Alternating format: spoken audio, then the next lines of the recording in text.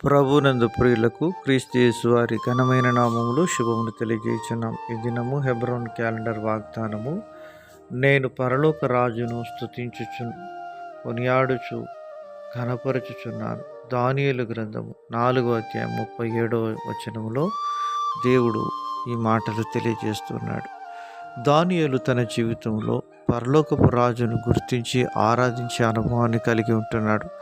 ప్రియమైనటువంటి దేవుని ప్రజలారా, మనము మన యొక్క జీవితంలో ఆ పరలోక రాజును మనం గుర్తించగలిగి ఆయన యొక్క మహిమా తేజస్సును మనము తేరి చూసినటువంటి వారమై ఆరాధించాలనేది దేవుని యొక్క వాక్యం సెలవిస్తూ ఉంది.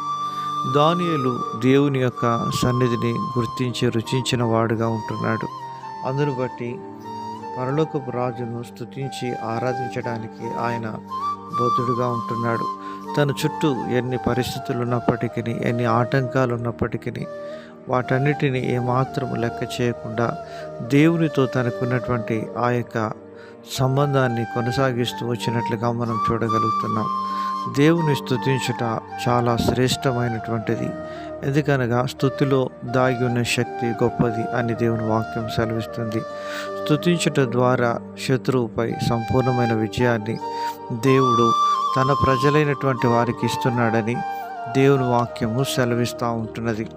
దేవుని వాక్యంలో మనం గమనించినప్పుడు 2వ దినవృత్తాంతముల గ్రంథంలో మరి దేవుడు తన ప్రజలైనటువంటి వారిని గురించి ఈ మాటలు సెలవిస్తున్నాడు.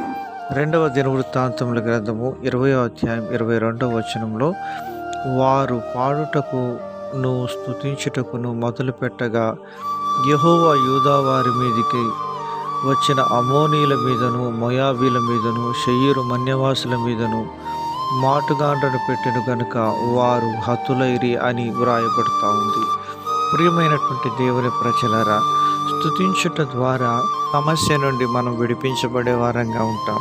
దానియేలు సింహపు గుహలో పడినప్పటికీ సనగలేదు, గనుగలేదు, కానీ దేవునిపై ఆధారపడుతూ వచ్చినాడు గనుక దేవుడు తన దూతనంపి దానియేలును కాపాడుతూ వచ్చినట్లుగానే నేటి దినాల్లో మన చుట్టూ ఉన్నటువంటి పరిస్థితులు మనకు భయపెట్టి బాధపెట్టిన స్థితిలో ఉన్నప్పటికీ దానియేలు కనబరిచిన విశ్వాసాన్ని మన జీవితంలో మనం కనబరిచి అన్ని పరిస్థితుల్లో ప్రభువును స్తుతించగలిగినప్పుడు దేవుడు మనకు సహాయం చేసేవాడుగా ఉంటాడు. ప్రతి విషయంలో కృతజ్ఞతాస్తుతులు చెల్లించుట, ఇలాగ చేయట దేవుని చిత్తమని దేవుని వాక్యం సెలవిస్తాం.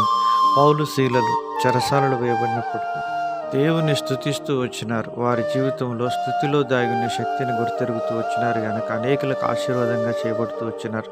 అలాగనే మనం కూడా దీవించబడుదుము గాక.